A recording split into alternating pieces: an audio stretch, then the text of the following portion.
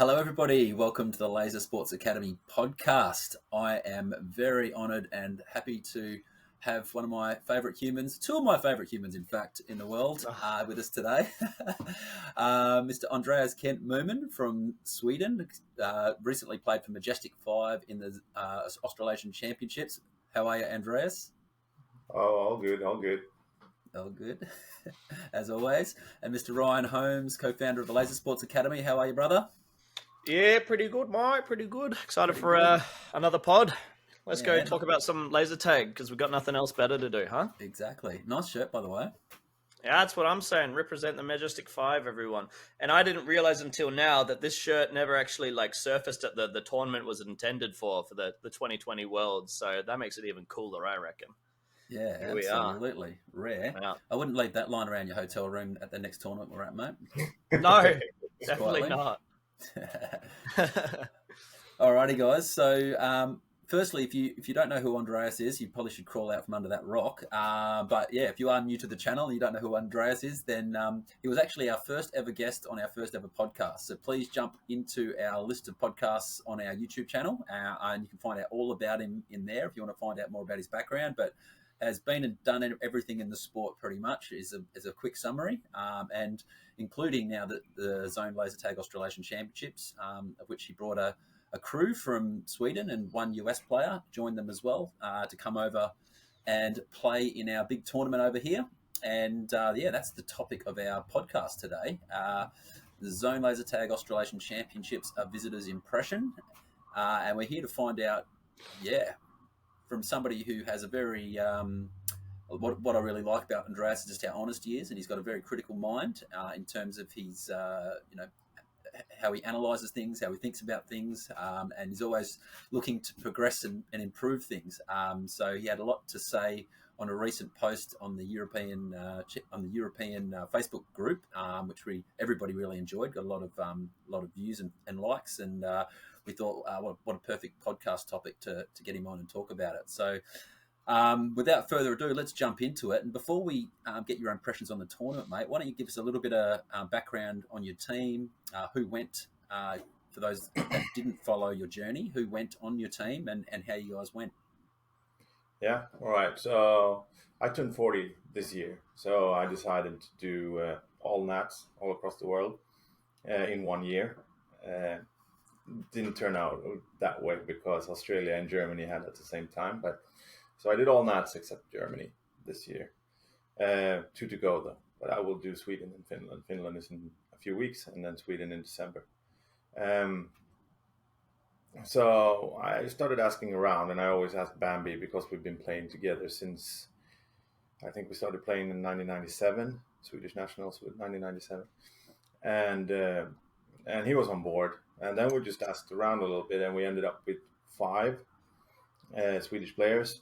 And we usually play with 5, but then we talked to GP, and they said well, you're gonna need a 6th for this one because you get the nuts flu, or you get injured, or whatever. You should have a 6th. So I reached out to Invalid because we're good friends, and he agreed to tag along. So we ended up more or less with the Swedes that wanted to go. So we had one player from Savants in Noob, and we had one player from our second team, which is Piraya, and that would be Buckshot. Then it was me, Felix, which is Jaehong, me, Felix, and Bambi from our main lineup, and Invalid from the US. So it was a thrown together team. So going there, we talked a little bit with GP, how we're gonna do. What do you guys think? And they were like, if it's a small arena, you should be fine. You should be somewhere around 20. If it's a big arena, you'll probably end up around 25 because you never played these big arenas before. So I'm like, all right. And then we had the Blue Eagles ended up in 18th when they came. So I talked with Bambi, and I was like, well, we have to end up above 18th. And then we realized in order to get 3 games in the System D, we had to be 17th at least. So I'm like, we have to end up in 17th because I want 3 games in System D. And in the end, we ended up going into System D. I think we were 14th, and we ended up 15th. And we felt like we should have been maybe 14, 13, somewhere like there, somewhere around there. But we messed up the game, and that's the story of of the team, more or less. Yeah. So where did you finish prior to the finals? 14th. 14th, and Cascade then you 2. finished in 17th after finals, right? No, 15th. 15th. Yeah. Yep. I think in the predictions video, you guys were predicted at 14th or 15th, weren't you? 15th, I think. Yeah. Yeah, I believe so. Which is absolutely astonishing, given how hard it was for anybody to predict where you guys were going to finish. Yeah. To guess it bang on is pretty amazing. But yeah, I don't know. I felt like you guys were great. Yeah, you certainly troubled a lot of the top 10 teams and pinched a few games off them as well for your first go on the system and the settings. Yeah, it was a good effort. I really thought you guys played well. What were the most difficult things to adjust to? I think that because we travel quite a lot, Swedes, in general, so we play different maps around the world, and the meta is often a little bit different. Some have no some have factory settings on the IR. Some sites you go to, the owner, like back in the day with Windows, you needed to edit the files to get the trigger delay. So sometimes there were no trigger delay when you played in Finland.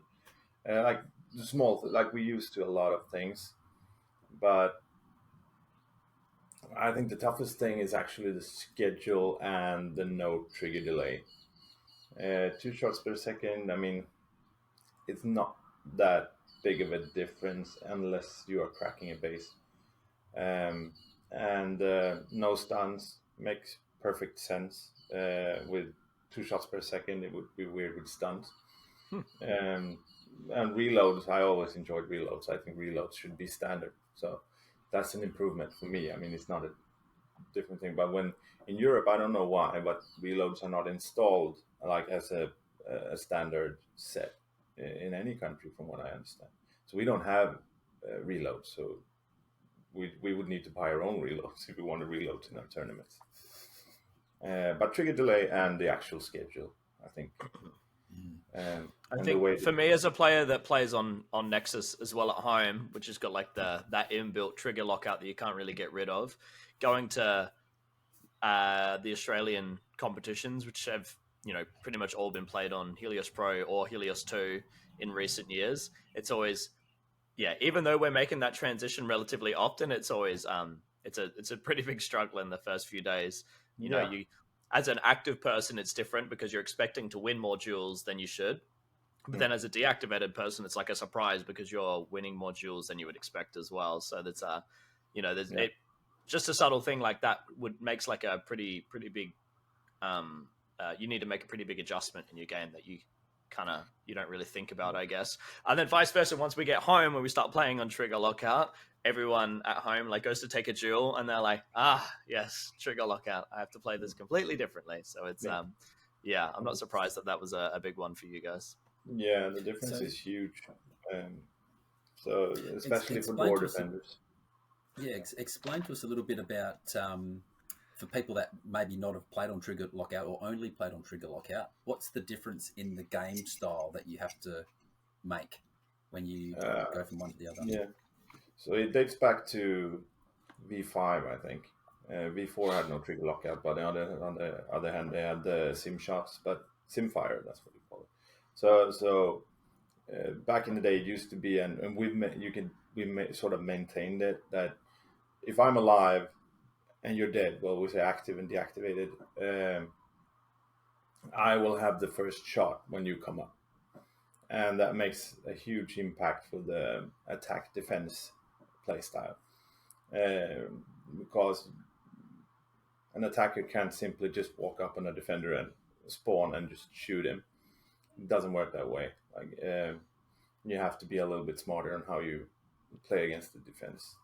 And when I played attack, granted my score attack ratio was really, really low, but I sort of just stood around and I made sure I reloaded when I was at 3, because most, at least in the mid, they reload when they're at 1, so or 0. So I just stood there and doubled a little bit, and then people went to reload, and I just took the base. It was a very weird experience. It was very low energy attack from me. So there's a lot of metas that comes from it that's different, and we have a lot of like duelists like Jehong and Buckshot, which are known like if you attack on trigger lockout, trigger delay like this. Well, actually, it's not the same. I heard. I thought it was the same thing, but like it would be really hard to get in if you approach the base deactivated. They will chase you, like they will literally chase you all across the arena until you get like far away enough from the base and you can try again. So you won't spawn. It won't happen. Like, and Buckshot is a big guy. It's going to be really hard to, even if you do come up, you need to get your shot in, and they will work together, and they will keep track on how many seconds there is between the deactivated players, and so they will run in pairs between the players unless there's like a third attacker somewhere. Like it's really hard to get through. Like it's not the same, and you can tell from our tag ratio that we had some seriously low tag ratio. So we ended up doing more of a base strategy, like getting bases instead. That would be the difference. I found you mentioned to me at the comp, which was really interesting, is also how we like the dodging style on the ZLTAC format is we kind of dodge and shoot at the same time, where on the European formats you tend to like dodge shoot, which was a bit of an adjustment as well. Is that something? Yeah, because as an attacker, if I come up dead, I would expect not to survive the duel or get any results from it. So we better to invest in the dodge than actually trying to shoot first. So yeah, but it's from player to player. I do a lot of that, dodging and then shooting, and Buckshot does as well, but Bambi does not, for example. He always shoots when he dodges. So, but yeah, it's a meta that's not really there. So. Yeah, us smaller guys, we have trouble enough dodging, so we might as well just get a shot out as we're doing it. And I know on our format as well, like I know if I pretty much always dodge and shoot at the same time because I know I'm at least going to get a double if I do a reasonable enough dodge. So yeah, I just found that very interesting, that part. All right, let's move on to the tournament itself then, mate. Talk to us about the format. Everybody wants to know, there's been a lot said about, 2 shots a second, no stuns, compared to 1 shot a second and stuns. In terms of let's just assume our people watching know what that means. What difference did you see in the formats in terms of meta, the overall how the game's played?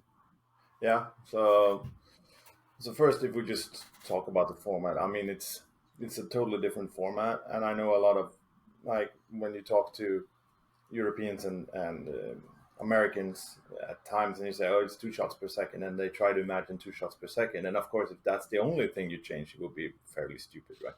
So it's like it's a total new paradigm in how you play. Like you need to change everything if you're going to change one thing, and then it makes pretty good sense. So the format itself is a perfectly fine way of playing laser tag. So for the record, just needed that to be said because I'm so tired about which format is best thing, because that's fairly okay. Case settled. We have it on video exactly. now. It's a perfectly fine format, everybody. Yeah. So what happens is that with this change of format, it emphasizes different skills. It emphasizes movement and like strategy, like using the whole team a lot. You like utilizing the whole team. There are certain tactics that works better, I would say, because with the no trigger delay, the being like equal amount of players as the defense when you attack is so much stronger, because if people get doubles, well, then the base is empty more or less, or at least if you double the outside defenders, then you have one player that could actually try to breach the door, and if any one of those two actually win their duel, then you're 2 against 1. So It's a lot, especially with stun and no stuns also, because you will always deactivate the player that you shoot, and it's 8 seconds as well. So there's a different meta to these sort of blitz strikes, and that happens in Australia.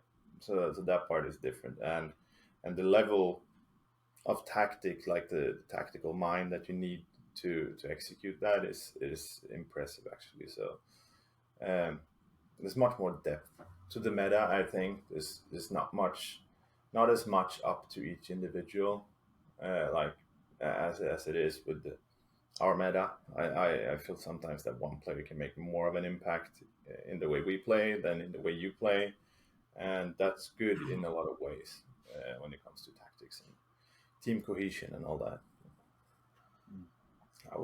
That's what I would say. Yeah, that's really interesting. Sorry, I paused then because I'm like, so much is going through my head as you're saying all this. Because you start reflecting on the teams that you've versed both like at Worlds and when I've travelled overseas, and looking at just how people play. And so much of it is a reflection of the format that they've grown up on. So following on from that, what can you say about the level in the ZLTAC? The general level of the very high. It's very high. It's also low. Like it's with all these teams. I mean, there's a skill. I would say that the highest tier, like not Wolfpack, Catalyst, and Vikings, and all that. I mean, that's world class, isn't it? And I think if you go all the way down to Team 30, that's probably a team that would not choose not to go to a Nats in Europe. But I think that has to do with the social aspects.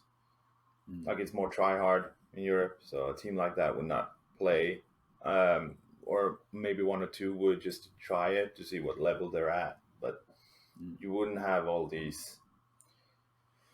I would say maybe from 27 and down, they would probably not come and play. They would settle for just member nights. I would guess maybe Germany is more like that, but it's because it's a pretty new country to join. So the skill level, if you look at top 10, I mean that could be the top 10 in Europe as well. But of course it translates differently. So I mean it's not. I would say the understanding of the game and the skill set on what's needed at the format they're playing, it's world class. Yeah, I wouldn't know how the tactics they do would transcend going to Europe. You know, it's only been tried once. Yes, and we weren't a great example. Although, so I was gonna reflect on that. Aussie Rangers represent. When I came over to Sweenats in 2019, I guess the observation I made there was the top.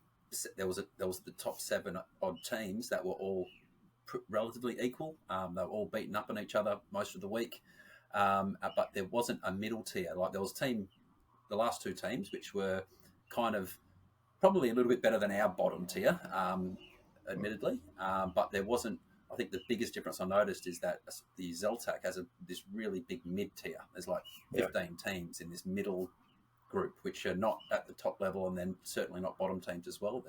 They're somewhere in the middle, and that was what was not really present at Sweenats.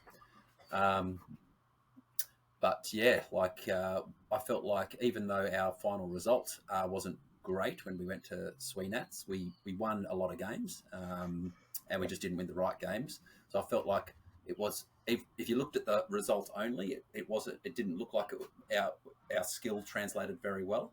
But if you look at the percentage of games that we actually won during the tournament, I think it actually did translate very well, actually.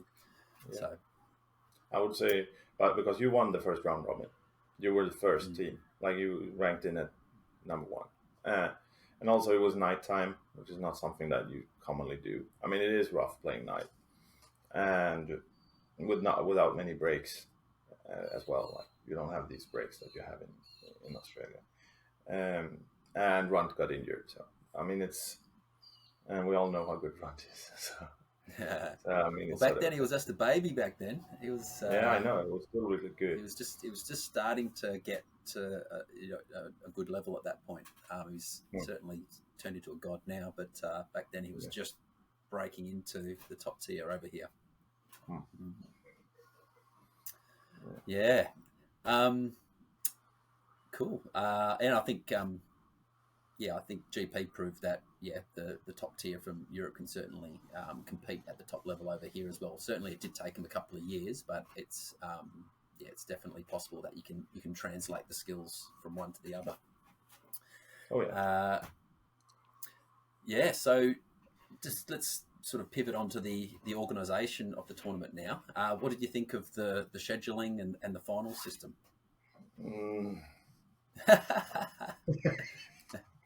All right. Moving into what I didn't enjoy so much. So the thing with the schedule, we should break it up into bits.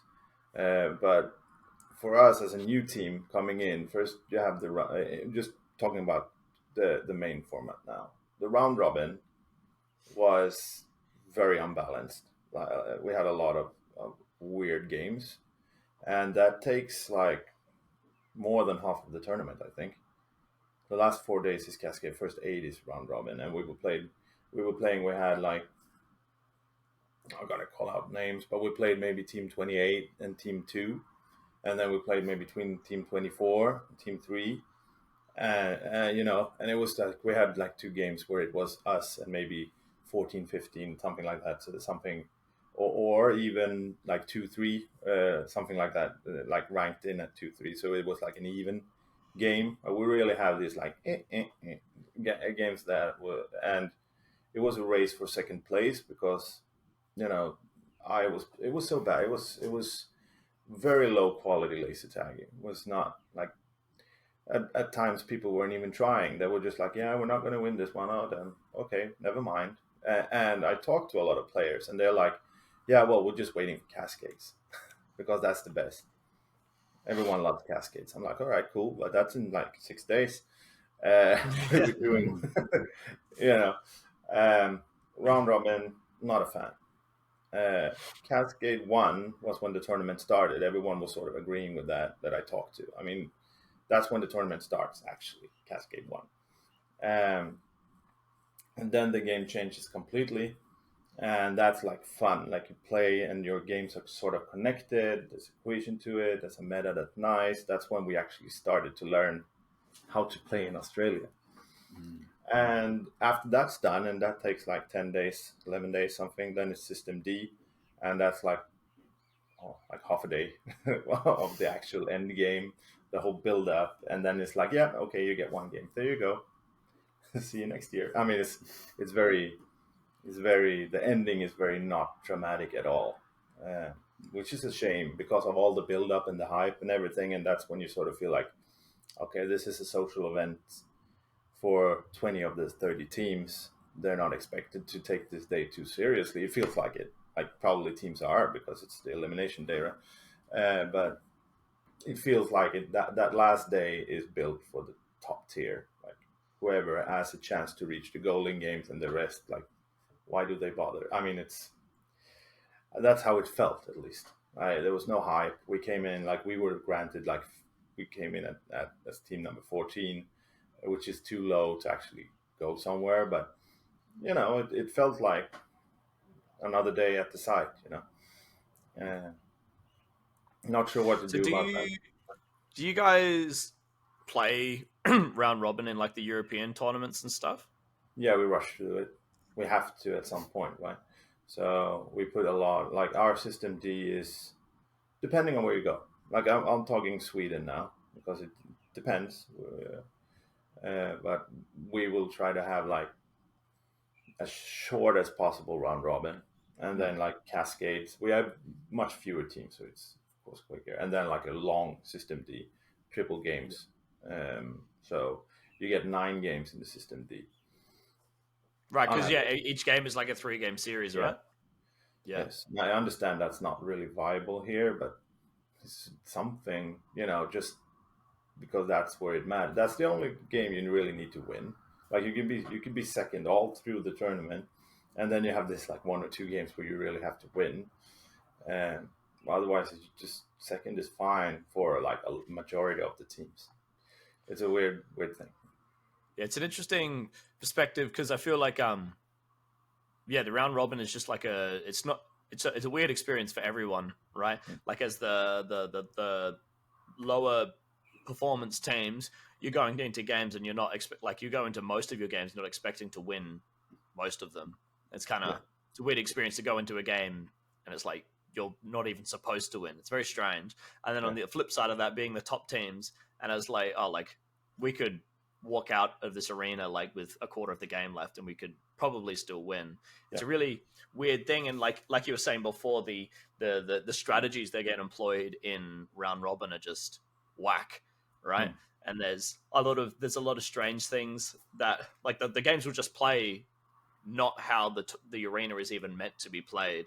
But, you know, you'll have top tier teams that are playing to boost their average score as much as possible, and so they won't even be playing, you know, trying to develop like the actual meta for two reasons. One, because they want to boost their average score as much as possible, and two, the teams that they're going to be coming up against sometimes it's not going to be an accurate representation of how those games are going to play, so you can maybe like get a false sense of security almost with like doing what you're doing.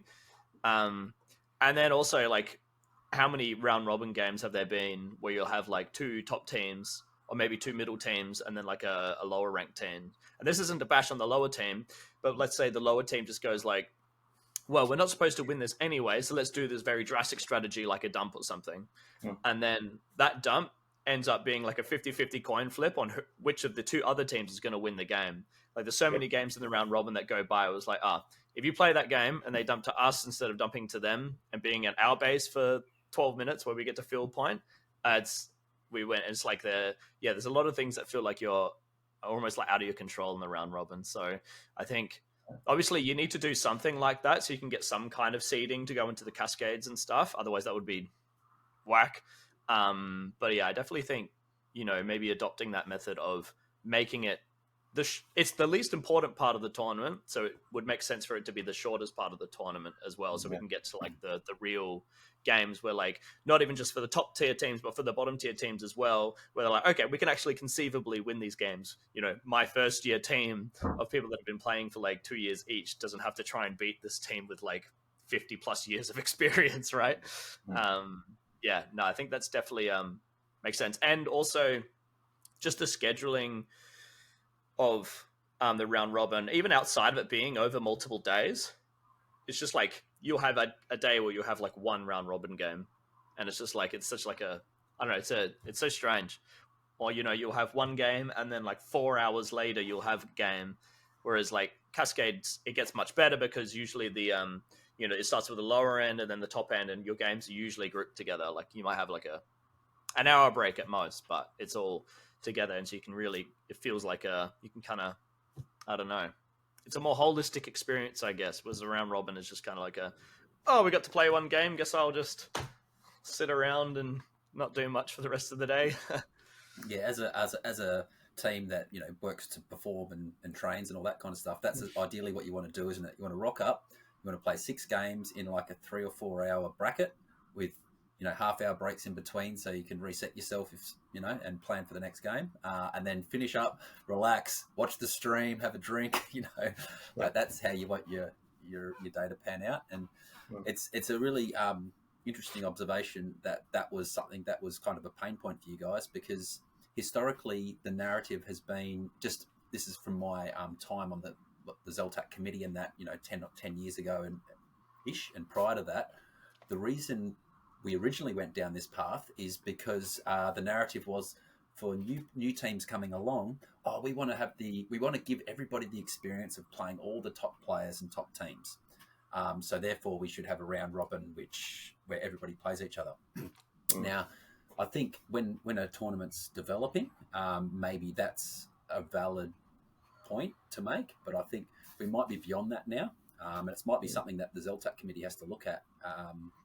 Because I think all the mid to top tier teams are getting a little bit kind of done with, you know, the wasted days at nationals. It's already a very long tournament to spend, you know, 3 or 4 unnecessary days playing games that really don't prove anything, or, help your team in any way, might be not the best use of time.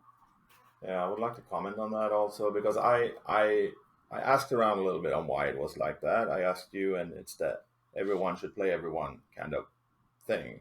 And I asked around for maybe 15 of the 30 teams, like players at random, like, do you think it's important to play each team?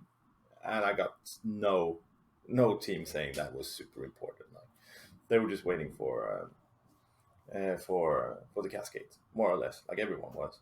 And a lot of the top tier said, like, yeah, well, it's a shame you live so far away. You should come play Pre-Nat 3. That's the best one. Like, it's a lot of good teams, intensity. Like, that's it's not the most prestigious one, but it's certainly a very enjoyable tournament. And so there is, more players than me felt that way. System D, however, people were sort of content with how it was. When I talked to them at the side and everything, they were sort of like, this is how it should be. So, I mean, it's your tournament. If that's what you want, then you should go for it. But, yeah. Yeah, it's interesting how when things have been around for a while, you kind of have, things just happen because that's the way we've already done it. And that's why it's so valuable having players like yourself come across and play, because it shines light on things that we maybe haven't looked at for a while. And maybe it's time to have a look at some of these things again, because we could either shorten the tournament to make it more accessible to people, or we could change how we do it and make the games more meaningful and improve the tournament. I would say, speaking of schedules, so we talked about the main event, so then we have the side events. Speaking of cutting days, and because it's mixed for you back home, so it's mixed. So you play a few hours of comp, and then side event starts. And with like 200 something players, it takes forever. The side events, it takes longer. Like our comp is shorter than their side events put together. So, and it's like 9 hours, and you have 3 games on like solos. Like, so you wait. Yeah, in a bunch of my side events. In fact, I'm pretty sure in every single one, I ended up with a case where I'd be in like within the first 3 games and then within the last 3 games. So you just have this enormous block of time in the middle where you just kind of like, it's pretty miserable. Yeah. So solos was first, so we were sort of hyped, and then during the day we're like, this is really, really long. Like, this is never ending.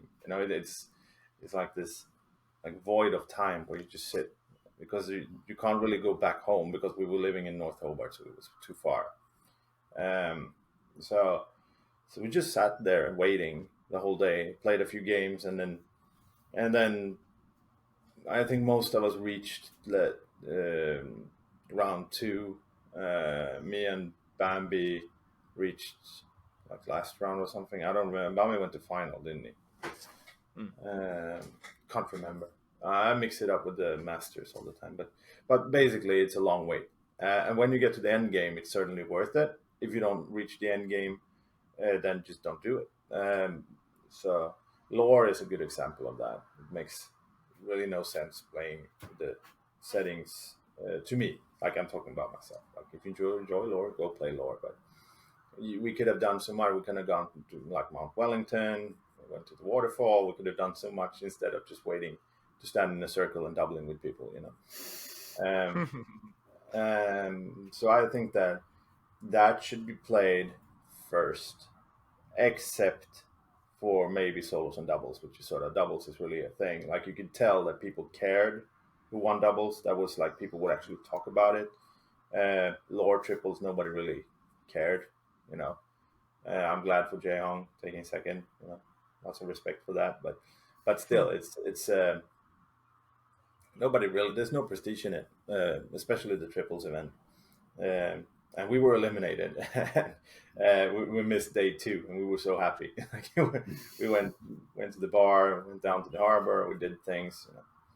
So yeah, like something there with the schedule. If you're gonna do the triples, do it early, do the whole event. So maybe, people who have a hard time joining for all these days can just skip triples lore maybe, and join up like when the comp starts. Something like that. I don't know, but something needs to be done there. Yeah, I know. It's the one that takes the longest is doubles because you can only get 16 in the arena at a time. Yeah, unfortunately, doubles is probably the most prestigious side event. So it's certainly the one that we wouldn't drop. And there's been like regular narrative around like, what do we do with side events? Have we got too many? Do we need to drop an event? But I think it's such a big call to drop an event that any committee that comes in would have to have cannolis this big in order to go, okay, we're going to put that on the agenda to cut this event out. I think it'd potentially cop a lot of flack. So yeah, it needs to be looked at. One of the suggestions that was made too was around having only a certain number of players on your team that can play law, and you put a few players up to play law, and that's it. So we don't have so many. It takes so long to get through law because you just got so many players. And does every player need to play law? I don't know. Yeah, there's really such a small percentage of players that can win that event. So. Yeah.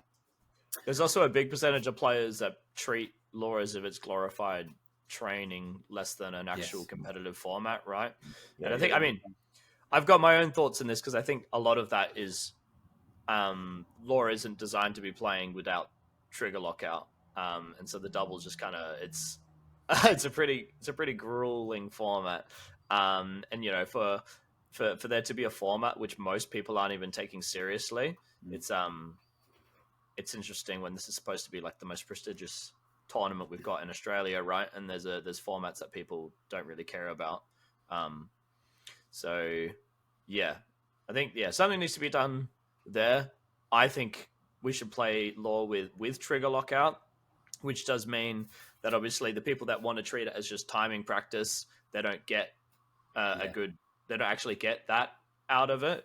But I think if the format's not going to be played the way it's meant to be played, I guess with trigger lockout, it's it's one of those things, I guess, huh? Yeah, it's like, well, if lore is not looking good, then don't play it.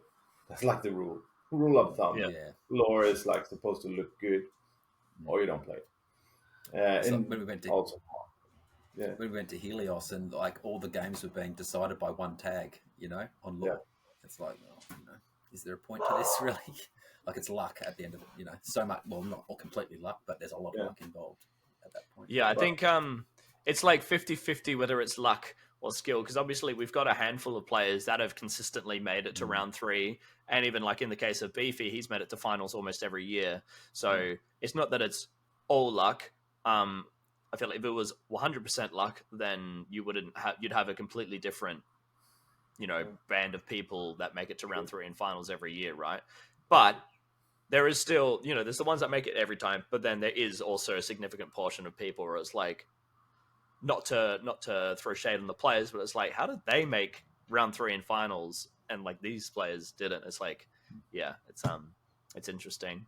But on the topic of ZLTAC and deciding what to do with side events, I think that was something we talked about when I was on the committee for this last period that just finished from Bendigo to Hobart. And it was like they've done like a survey in the past to see what the vibe is with the side events, but they haven't done one in a while. So I think something that's going to become the norm is at the end of every tournament or like halfway through a tournament, I think the side event survey got posted, or just once the side events were done, and just kind of get a more up-to-date feel of like how everyone is feeling about the side events. Because it's kind of like what you were saying before, but so like sometimes we get so stuck, especially as a big group organization thing, doing things just because like we've done them previously, and so I think it's important to keep your finger on the pulse in terms of like, are people actually enjoying this? So I didn't get a chance to see the responses to the survey, so the ZLTAC committee for Hobart to Albury will have a look at that, and we might see something come from that. But I just remembered another suggestion that was made about side events, and it might have been Cyrex actually. She's my source of all great ideas. So shout out to Cyrex. But the suggestion was made that you could potentially, everybody can register for like 2 side events, So you don't have so people pick their favourites or their best, and you don't have everybody registering for all of them, which would cut down significantly the number of teams in them. So I thought that was a good suggestion too, as a potential approach. But, good luck to the committee on that one.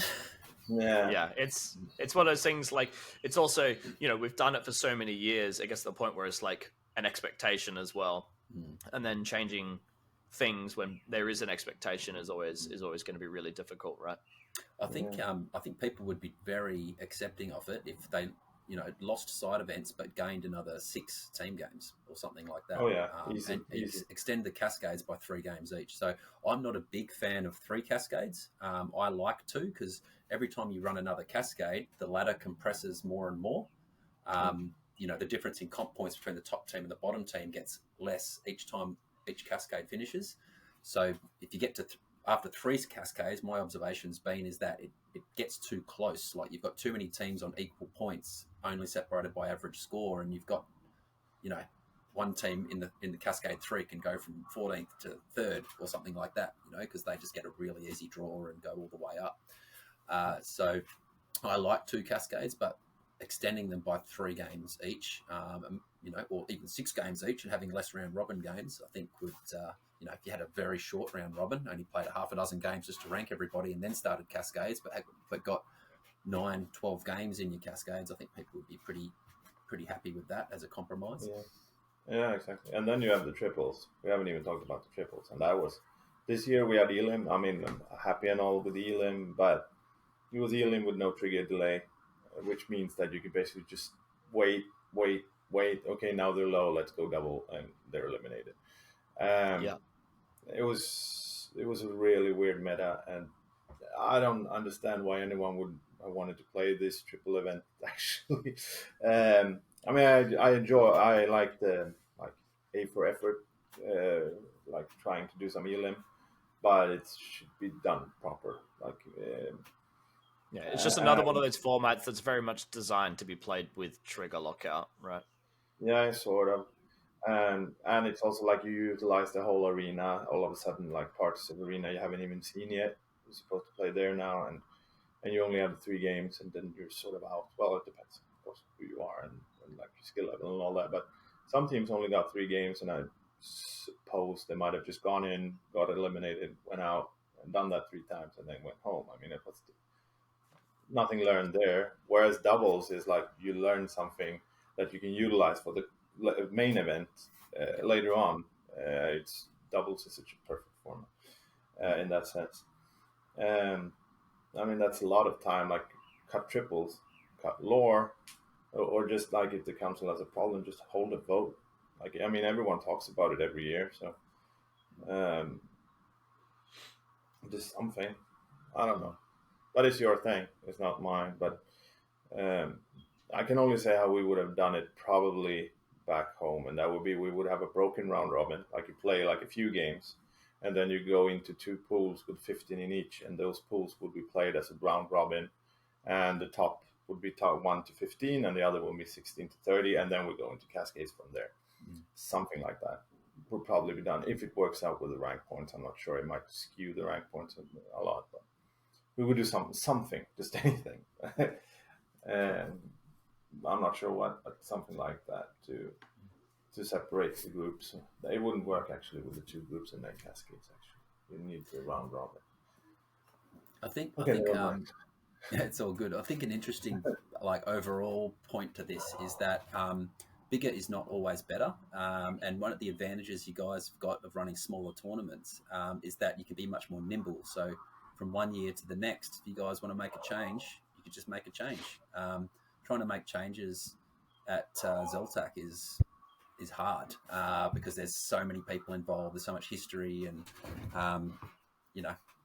it takes a lot more effort. Like I might have mentioned in a recent podcast about the effort required to take covering out when we did that 15 years ago. It was a massive effort. It took like years of getting the right people on the committee, convincing enough people that covering wasn't good for our sport, etc., etc. And then finally we got it over the line after like 2 years of hard work, essentially. So that's what changing things in a big tournament like the ZLTAC is like. Whereas these, more boutique tournaments, you just go, okay, we're going to do it differently next year. All right, let's go. And you can make improvements Yeah, that's a much fair more point. rapidly. That's a fair point. And also we are like that is something with the ZLTAC that you sort of get to feel for because it's the tournament, right? Yeah, the Brisbane Rumble, but otherwise it's and then the New Zealand invites, but otherwise it's the tournament. Whereas in Europe we have Germany, Sweden, and Finland, and then USA is sort of starting to get connected as well. So we'll add the US as well. So it's always a way of trying to draw teams to your nats, international teams. So you will try and defer a little bit or find something new that's better. Like it's so it's like an open market. Like you need to be sort of like if I would have done a really stupid bad Sweenats, like we would have almost no teams coming in from abroad, and then we would have been some serious problems, you know. Whereas it feels like more with ZLTAC, it's the only thing, so it's hard. A lot of the players can't really compare, so it's a seller's market more or less. Yeah, it's true. We can make heaps of mistakes in how we do things, and like it's not going to impact registrations next year. People are still going to rock up and play, essentially. That said, it's a good tournament. Like I'm not saying it's a bad product in any way. It's a very good product, but it also it gets biased by not having the competition. Yeah, totally. All right, so let's move on to H2 now, mate. I'm really interested to hear about how you felt H2 fared on our format compared to what you experienced in the US when you played it in the US. Sorry, what was that? Sorry, I got a phone call from work. So what was that? I'm just curious about Helios 2, the new system we've played on, and how it compared on our format compared to your experience when you went to the US Nationals and played it on the US format. How did it stack up? It's one of those N/A answers, you know. Not applicable.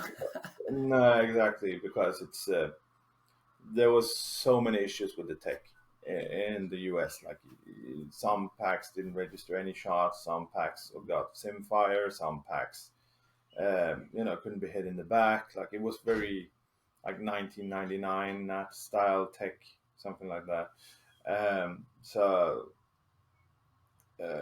But they were using also the back card, the old one with just the 4 sensors, I think it was. So you see a lot of people just walking with their backs towards you, and you can't really find the sensor when you shoot them because the IR is much thinner on Helios 2.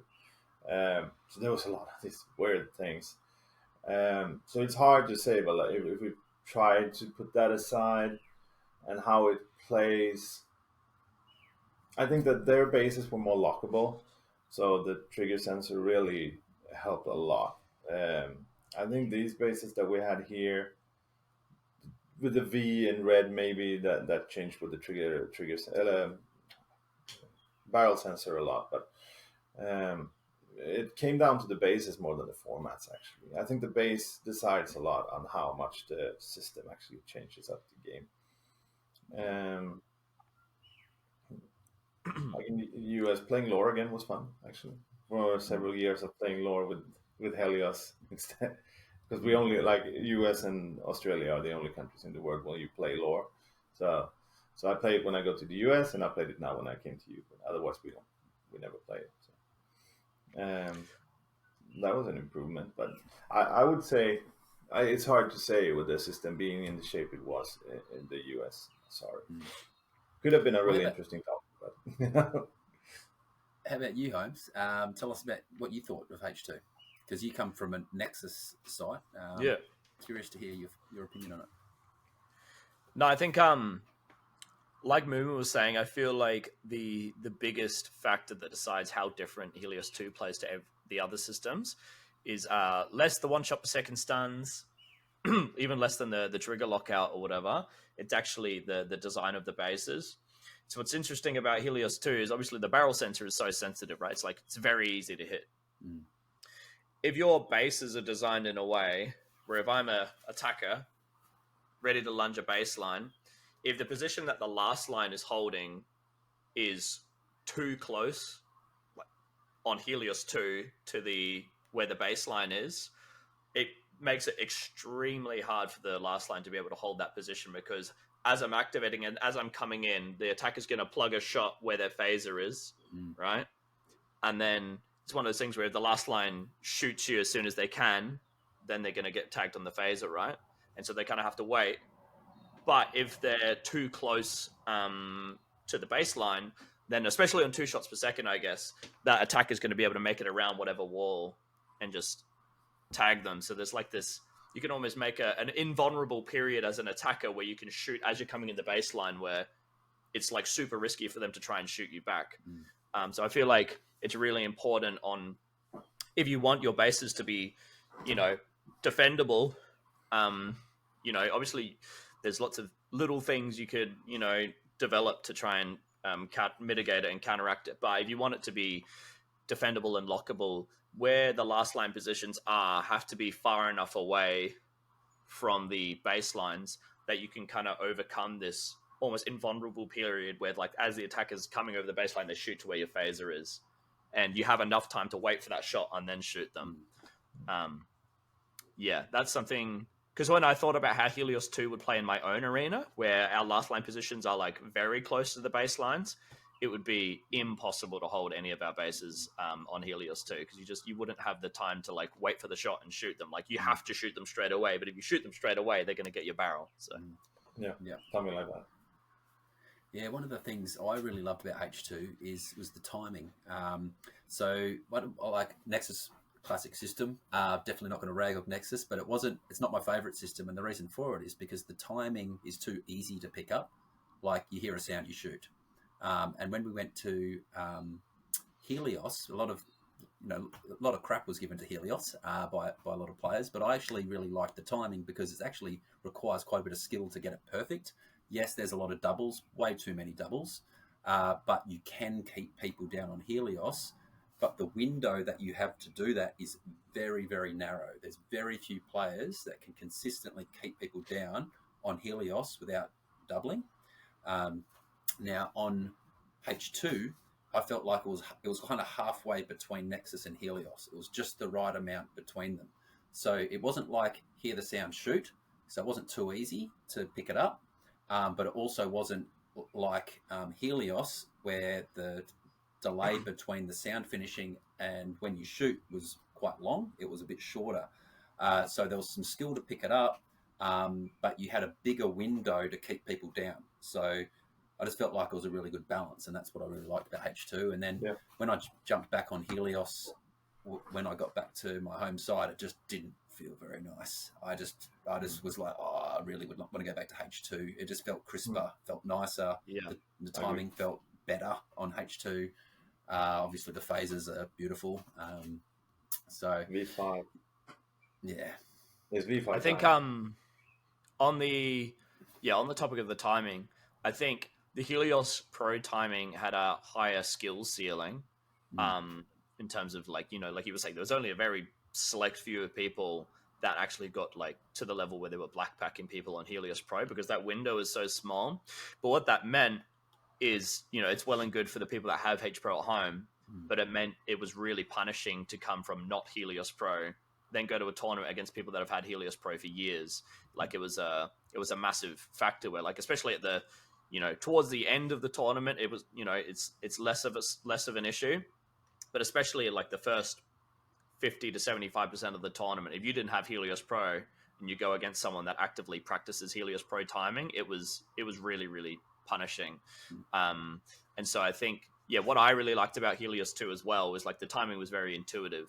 So, obviously there was the ability to get to that level where it was like, you can kind of keep people down even without trigger lockout. Like, there was a handful of people at Nats, especially a couple of the Hobart guys, that were like, okay, they have the timing. Like, I had no opportunity to shoot that person, but it was a bit more accessible, I think. So it kind of like leveled the playing field a bit for the people that don't play on that system. Which I think in an age where we have sites on up to 4 different systems at the moment. Like, obviously WA is on completely different brand system as well, but we've got like Nexus, Helios Pro, and Helios 2.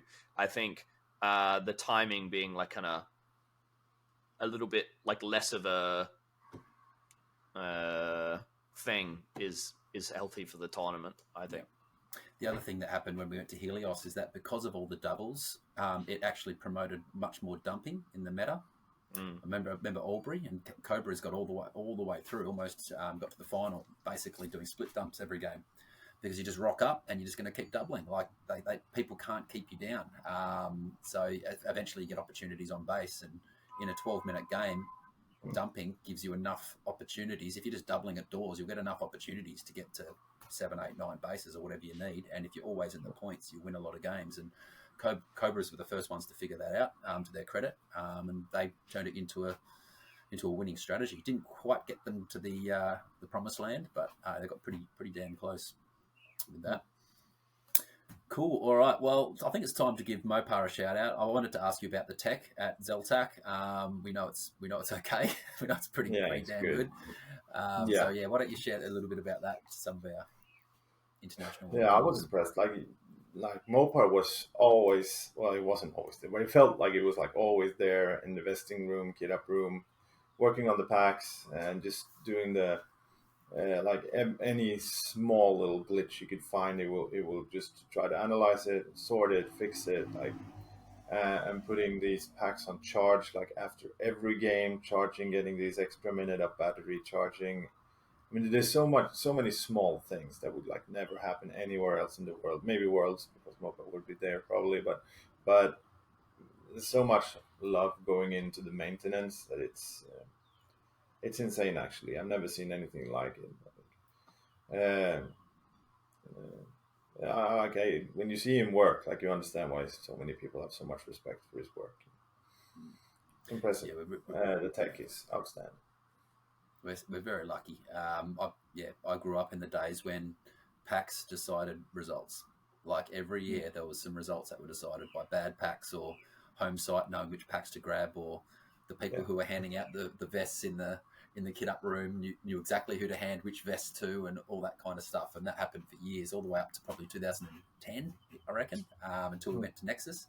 And that just does not happen these days. I can't remember the last time a result was decided by a pack. I mean, you get the occasional pack fault, but and you have to change your pack or whatever. So arguably there has been results decided by packs, but it's minimal, and it's only arguable, maybe, so we're extremely lucky to have that.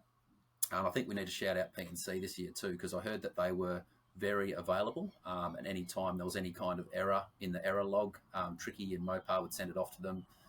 They would be on it within 5 or 10 minutes, and they would have a response on how to deal with it, and make fixes. So we're very lucky to have a manufacturer available to do that, to keep everything ticking along really well as well. Cool. Anything? I don't think there's much more to say on the tech. It's good. Come over. Packs are great. Oh yeah, and Arena. Yeah. Oh, like the arena. Yeah. Talk about the arena. Tell us your views on the arena. Yeah, because the thing is with the arena, I mean, we all play Nats at various arenas. Well, you only play the ZLTAC, but once back home, we played Nats at different arenas, and there's always these areas where it's like, well, that area wasn't that good. Like in Swedish Nats, we had an issue outside Blue where there was like this small box that people were sort of getting. Well, it didn't get a lot of love in the survey, let's say it like that. And in Finnish Nats, I mean, it was an area behind red, but there was a lot of brawling, but there was no room for any ref to stand, so it sort of got a little bit out of hand. Not like all out dirty, but well, I suppose it should have been a ref there, because a lot of the games were decided from that spot, but there was no room for it. Like, things like that happen. And but because you have the triple pre-nats thing, like pre-nats 1, 2, 3, and an evaluation after that, like you are changing the arena, removing all these small things that are annoying in the game, except for blue base, which is still impossible to shoot. But everything else was sort of fixed. Yeah. And that was like, that's good, because then a lot of the arena sort of gets better for each pre-nat, more or less. I don't know if you change anything after pre-nat 3, but pre-nat 1 and 2 you did change things, and like the wings on green, the small wings on the T, and small things like that. And it's good that you that you do that, and the result is pretty good. It's very good, actually. Yeah, it's pretty rare we change anything after the third pre-nats. Usually it's pretty stable. But yeah, I mean, I played, that was my 20th nats, and I put that up, probably the best arena we've played. So you did come to a good one.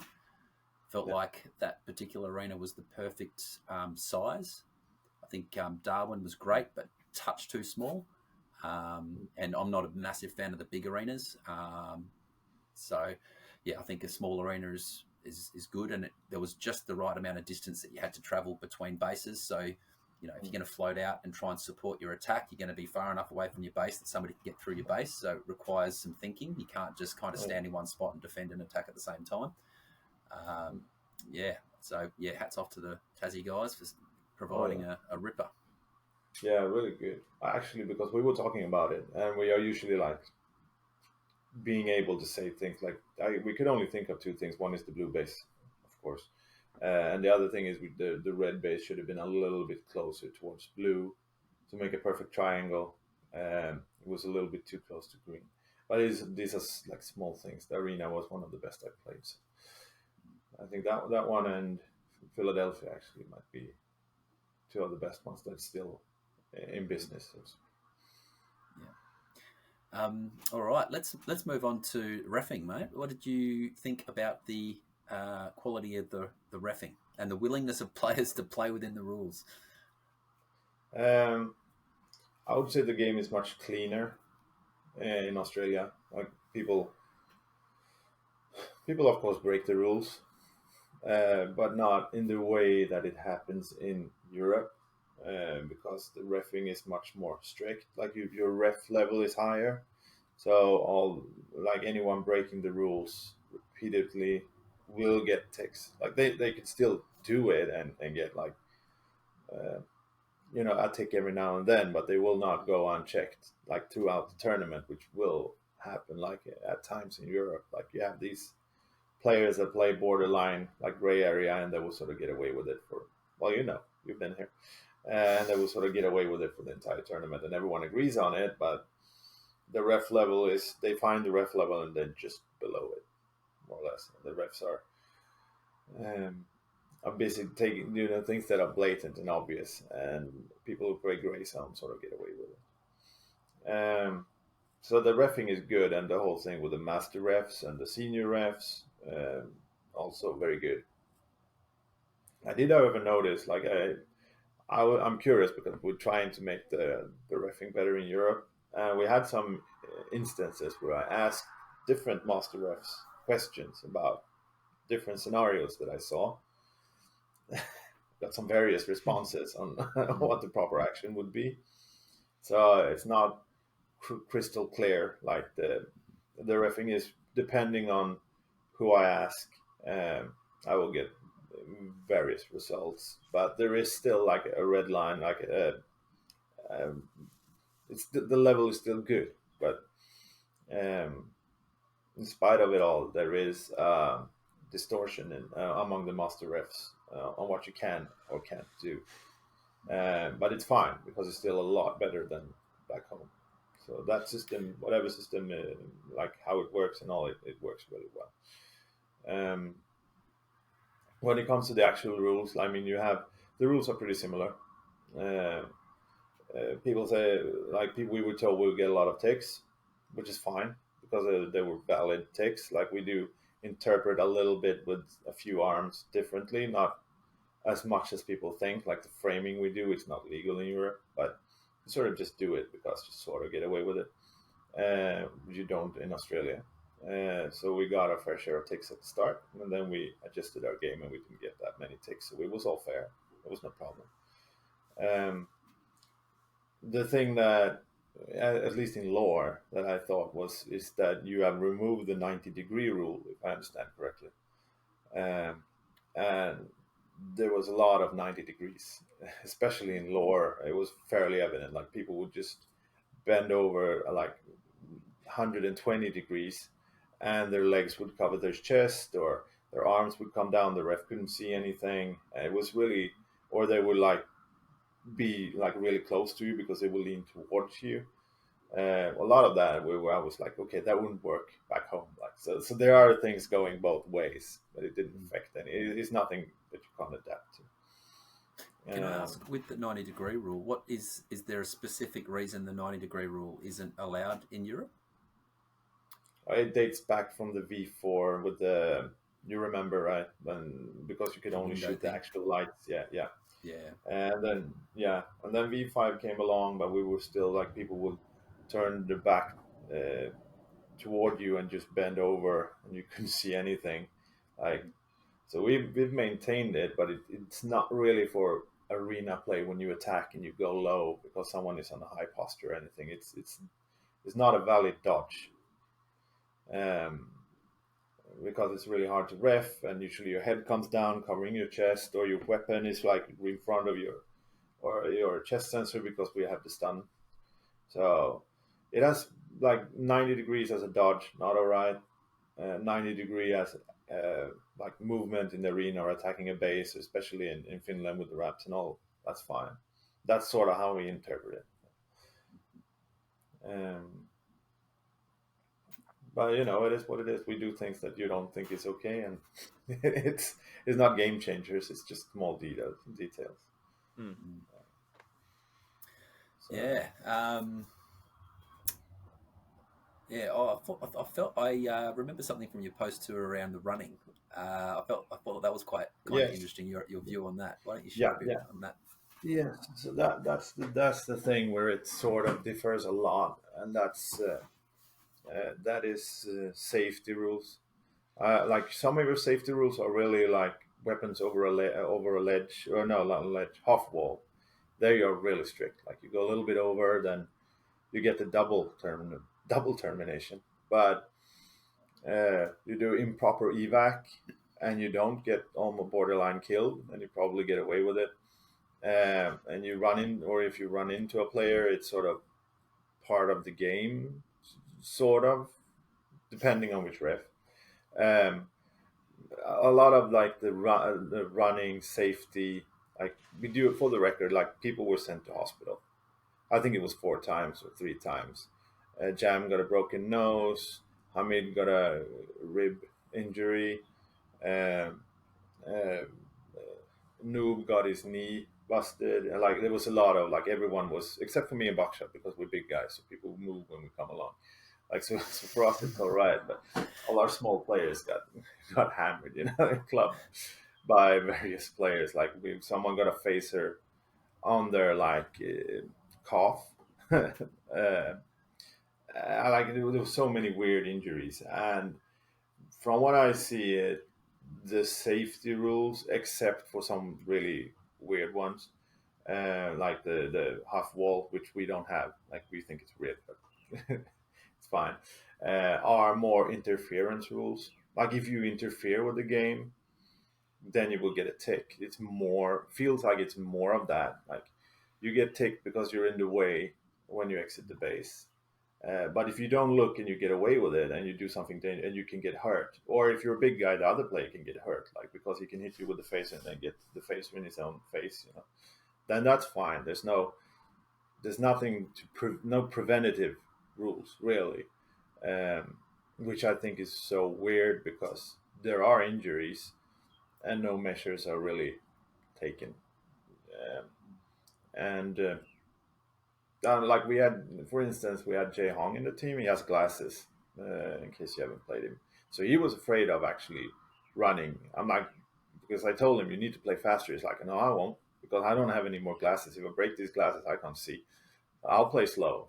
That's how it's going to be. And you put me on the bench if you don't want it to be like that, because this is dangerous. So I'm like, all right, man, I feel you. So the whole safety aspect is a little bit weird, and it made me think. So I wanted to try something Sweeney. We probably won't do it like this Sweeney, but we will probably add like lines in the bases, because refs love lines. If there's lines, they will ref for it, right?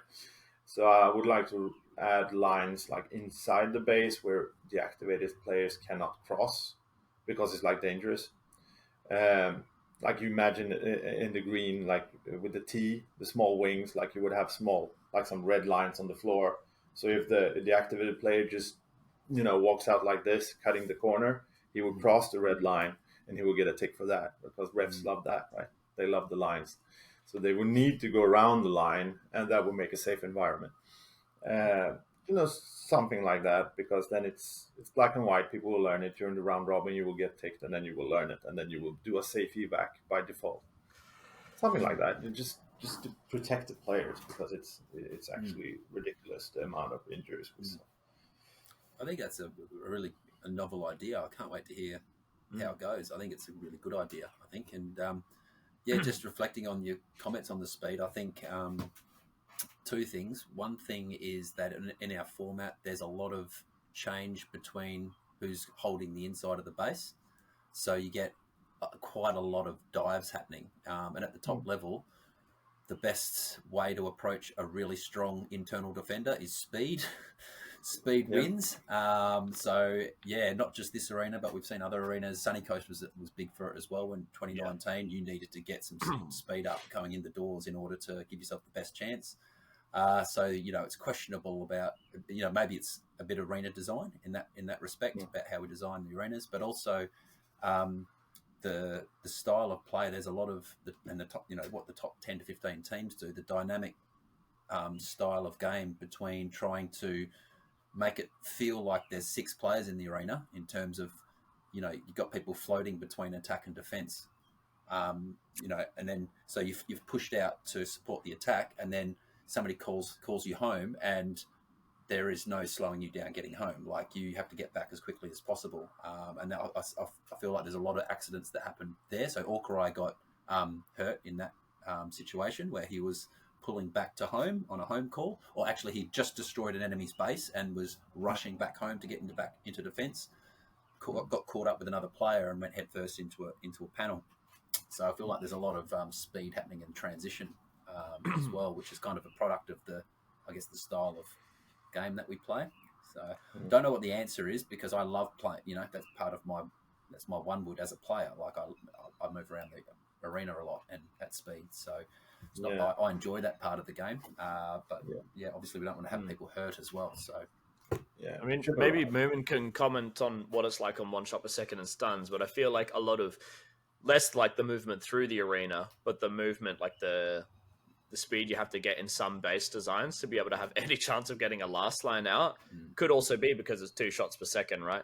Like, there's no, because when I played 1 shot per second and stuns at home before, there's now this added layer where, like, I'm the attacker on the baseline and I pretend to go and pull back, and if they pull that shot, I have an opportunity to lunge in, but I don't have to go in as quickly as they would on 2 shots per second, because they can shoot half as often, right? So you've got a little bit, obviously that lunge is still going to be quick, right? But when they can shoot 2 times a second, it's like, even if you make them take that first shot, by the time you're lunging in, they're still going to get you. So I remember, Sunny Coast especially was like super bad for it, right? Where you'd like basically get like a 5-10 meter run up, and you're like, here we go, because it was like it was so hard to get in otherwise. Especially by yourself. Obviously, there's things you can do to circumvent that, like, by actually coordinating with your teammate and stuff to set up things. But sometimes you just got to take that solo lunge, right? Or sometimes the last line is just like a really good last line position, and even with setup, you still have to get an almighty sprint in to get in because of 2 shots per second. Yeah, I would say there's like a few things going into it. Like, it's the 1 shot per second, as you're saying. It's the stuns. Like, for us, it would be viable to go in, you get stunned, and then you move past the attacker, the last line, and he will have to turn around to finish you off, and then he dies in the back. That's a pretty common one. Because if he doesn't turn around, then the player inside will come up and shoot him instead. So a few things like that. And the Helios Pro. The notion that you could put your sensor behind the wall when you play it. Add that in combination with the shoulder sensors being down here, so they're not visible. Like back in the day, they were here.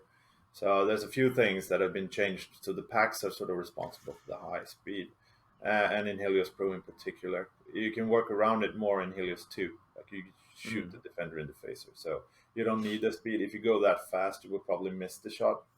So now it's like for me, I did a lot of slow entering, just trying to get the shot when the defender tried to shoot me. I'll try to double just to get him out of the base. So yeah, Helios 2 stuns and 1 shot per second. Yeah, for sure. And arena design. Yeah. Just noticed we're getting close to time, guys. So I've got a few more questions. I'm going to start belting through them now. Just a quick one. Just a quick one, Andreas. Tell our listeners a little bit about the social aspect of the tournament. Much more important than in Europe. Like there is a lot of socializing. There's a lot of things going on. You have drinks night. Last night there's like a dinner, and there's a lot of like you have time to go say your goodbyes and everything. Like usually back home the teams would be sort of leaving when you are playing or not there when you're out and leaving because they're ranked higher than you for any one of them of the two. And there's generally like you have this shirt swap thing, which I still don't really get. Like it's a very social way of swapping shirts. There's no prestige in swapping shirts. There's no like you would see players wearing all different types of shirts and like not really like of course people would want to wear like a husky shirt or a wax shirt, but you will see people walking around with anyone's shirt really. Um, Anyone except their own, more or less.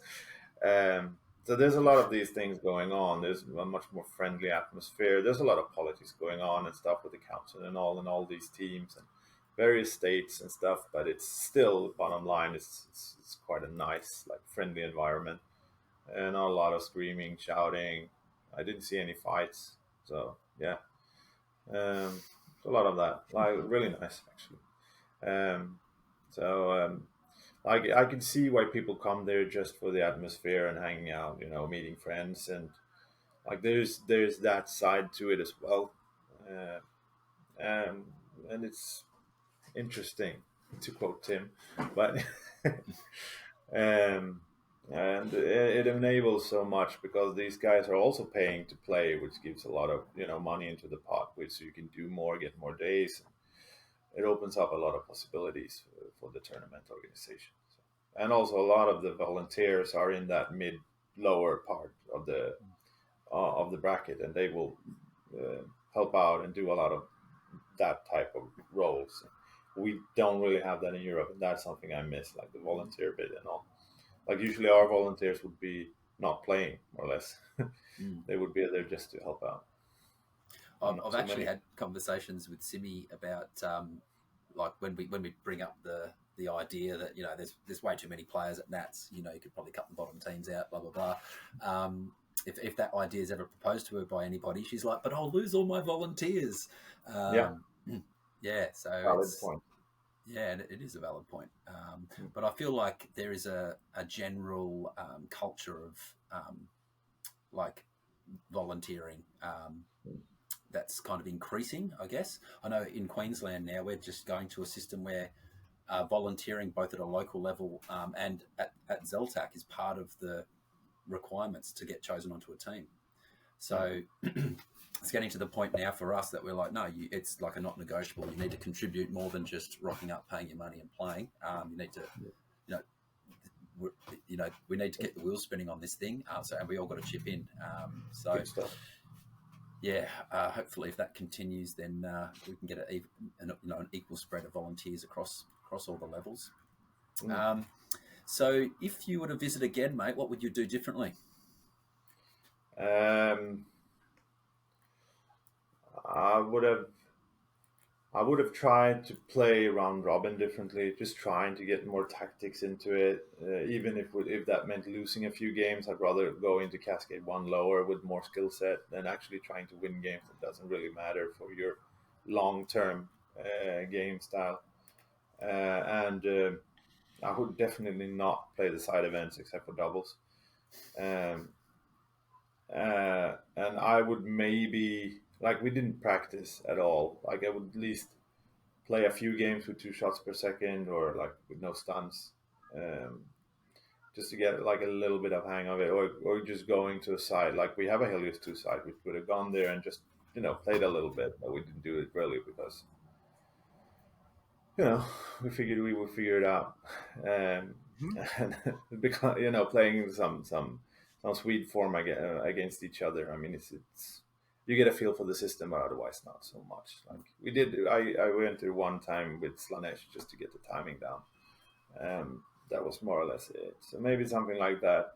Maybe try to cooperate maybe with another team from Europe if there's two teams going, so you could play each other a little bit or something. I don't know. It's hard to prepare for it because nobody really, because of all the nats and stuff we have. Like when we were practicing for Australia, we had players practicing for Germany, or someone preparing for Finland, or there's always something going on. So nobody really wants to change up the whole format because they're practicing for their stuff as well. But I would say that stay away from the side events, except for doubles. You have to play doubles, and only play the ones that you really feel like this is going to be worth 8 hours of nothingness. Then you play it.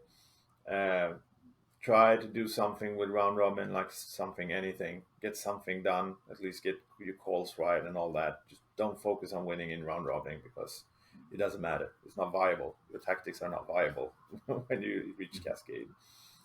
And once you hit Cascade, gonna enter. It's gonna be like a brick wall because then suddenly teams are playing to win all of a sudden. So you will struggle, and then you need to really take your time. A lot of team talks during Cascades where it really happens.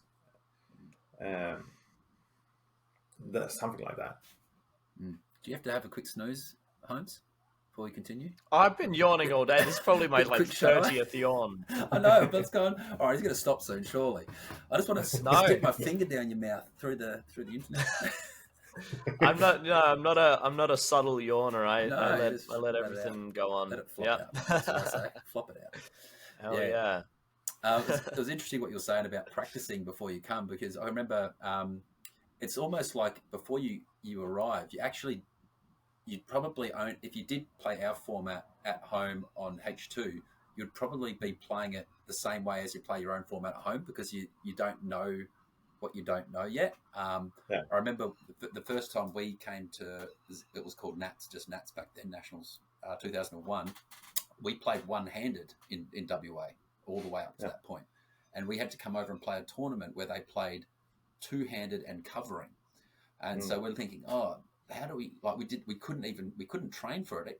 We could easily just put two hands on the phaser and try to cover our pack, but we actually couldn't train because we actually didn't know what we didn't know. We were like, there's no point. We actually don't know what the hell to do with this. We just had to kind of rock up and just kind of learn it as we went. So, but I think if you came back again, you'd be much more equipped because you've got a group of players there that have now played.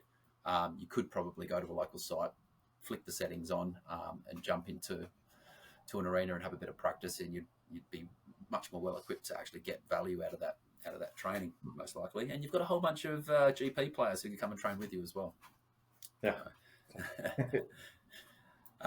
So what advice would you give to any team or player looking to travel over from overseas to play?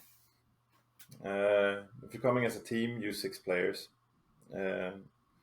and just don't go into you need to accept that it's not like home. Like you don't want to end up going there, being there, and then just talking about how much better things are back home. Like that, even if you don't say it at the site, if you start talking about how good things are back home and how bad it is here with the 2 shots per second at wherever you're staying, it doesn't work. Like you need to be prepared. This is different. You need to accept it, embrace it, and play it, and not sort of sitting back home comparing how good it would have been if you could have, black packed half of the mid tier. But it's not going to happen. So stop talking about it. Focus on the game. Something like that. So you need a positive mindset. Can't have whiners and these try hard guys. You need someone who can sort of keep them focused, because teams have come to ZLTAC, not naming any teams, but really just not being able to compete on it and just shitting on it instead, and it's not helping. Yeah, well, That's been a fascinating insight, mate, for the last 90 minutes on your visit. Is there any final words from either of you guys, Mumin, Holmes? Any final words or questions? Uh, I actually wrote like notes. First time ever I have notes. Oh, please Nice. go through your Well notes done. and pull out I, anything that's worth mentioning. yeah, yeah, I haven't really looked at the notes actually. We've been talking about. Well, I think we went to a lot of them. We talked about the stream also. The stream is awesome. I really enjoy looking at your games uh, because you have commentary, and the commentaries are quite proficient. Like some of them are really good, some of them are good. Um, as long as they're interested in the game, sometimes they end up talking about something different for your entire game, and it feels almost like an insult. Um, Yeah. if you know what I mean, it happened to us. Oh, they're cutting the lawn. Very nice. Um, At you least hear they it waited to from the end of our podcast. yeah, exactly. What I miss is like for when you look at it because you are exporting it to YouTube, you should have. And that's not up to you guys. It's Fox, right? You should have the Twitch comment section in the stream, so you can see the comments from Twitch in the stream. Because when you move it to YouTube, the comments are gone, right? But the commentary are talking to people in the chat, but you can't see the chat, so you don't know. You can't really follow. It just sounds really weird. So that's something that should be implemented if you're going to export it to YouTube. Also for your, I think that was something I spoke to Wham about because you brought it up with me for the review stream as well. And I think for him, they've definitely thought about doing it before, but the issue is there's I'll the just close chat my takes up window. a no, you're all good. Well, I can't hear you. That's all right. I'll talk to Bootza for a sec then. Hey, how's it going? At least No, if no, you're no. talking, you're not yawning. That's the main thing. That's true. I actually, so Chutch, my girlfriend, has noticed it recently where if I'm explaining something to her, I'm just like, if I just talk for longer than, let's say, 5 seconds, if it's like 10 seconds or more, I just yawn. Like as I'm getting to the end of what I'm saying, I'll start to be talking like this, and it's just like I don't even think about it. She's just like now she just like laughs at me every time. Then I'm like, oh, I've done it again, haven't I? I don't even realize that I've done it. Anyway, tangent. What were we talking about? Yeah, so the reason they haven't included it on the stream because obviously there's already so many things on there, right? Like we've got the 5x3, we've got the at least like minimum 3 cameras, and then you have to fit the commentary in there somewhere. This year as well, they put in like the next game kind of thing. There's already a lot of things on the screen space, and so to add the chat as well, it becomes difficult to put it anywhere that's not taking away from something else, like just slapping it over the top of stuff, where it's then hard to read. Because you can make it transparent and just make it the text appears, but then it like can, confuddle stuff. Or you could maybe just make it like super super small, but then depending on how fast the chat's ticking over, like you might see a message and it's like gone. But I think I would agree that a lot of the time the people in the chat, because I know I've got a bunch of the Adelaide guys love to just be in the chat, but most of the time they're just talking absolute nonsense. You might not even, you probably don't even want that in the VOD. There's like a few messages that come up and then they get like deleted by a moderator, and it's like, do you want that to be permanently existing somewhere?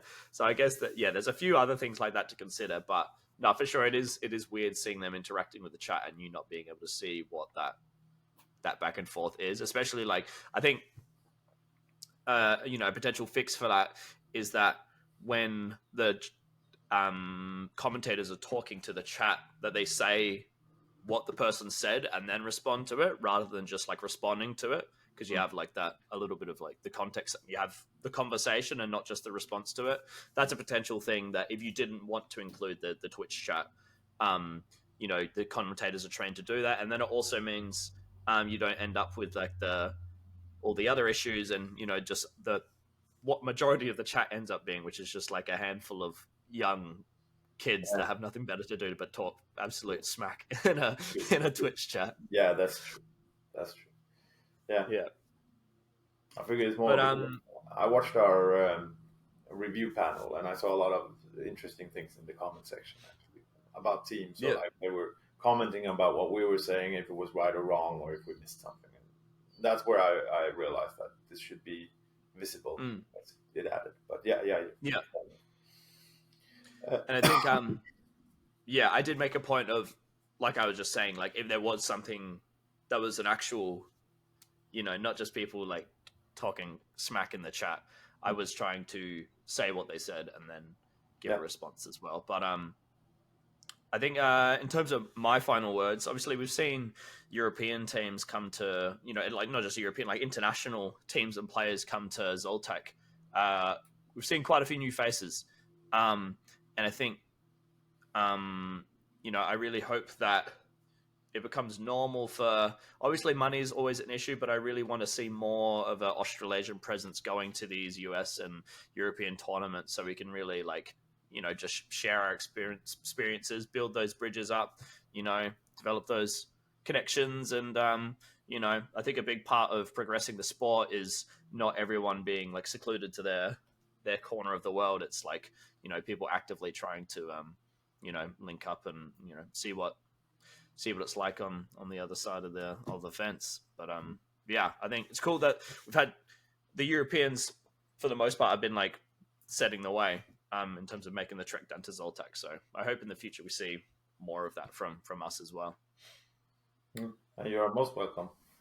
I have to say, for any Europeans considering going to Australia, you should just go. Like all my players were really happy about the tournament. Like I'm a nitpicking kind of guy, but like it's still one of the best nats I've played. Like it's up there, top 10 nats. And I play 4 per year, so it's that's been playing since '97. So that's quite high. It's a very good tournament. Just I think that every player that's like a top tier should make the trip from Europe and the US as well, because it's interesting. You learn so much. It's aspects of the game that we don't consider as much, but still helps back home, is emphasized over there. So you will learn and you will develop. Even Bambi, who's sort of, I mean, he has said it himself. He's sort of done. Like he's 43 or something, and he's like, yeah, well, I learned everything I can. I'm too old to learn new things. I'll do what I do, and that's what I do. But when he got back, he said, yeah, I actually learned a lot from this tournament. Things I haven't considered, like team cohesion, team play, moving like like this quick attacks, 4-1. Don't know how valid that would be in Europe, but it still is there, and you can pick, cherry pick. And that's the great thing with traveling. Like it's, I think going to Nats, to the ZLTAC Nats, will equal like 6, 8, 12 months of training. Just those 2 weeks, because you will learn so much new. Tournaments, always good. This is the best practice. This is where you develop your skill the most. Well, it's been an absolute pleasure, guys. Thank you for jumping on today. First thing in the morning for you, Andreas, and in the afternoon for us, Holmes. And for all you listeners at home, we hope you've get a lot of value out of it and enjoyed the pod. And we will see you again next time. Thank you and peace out. Peace. See you guys.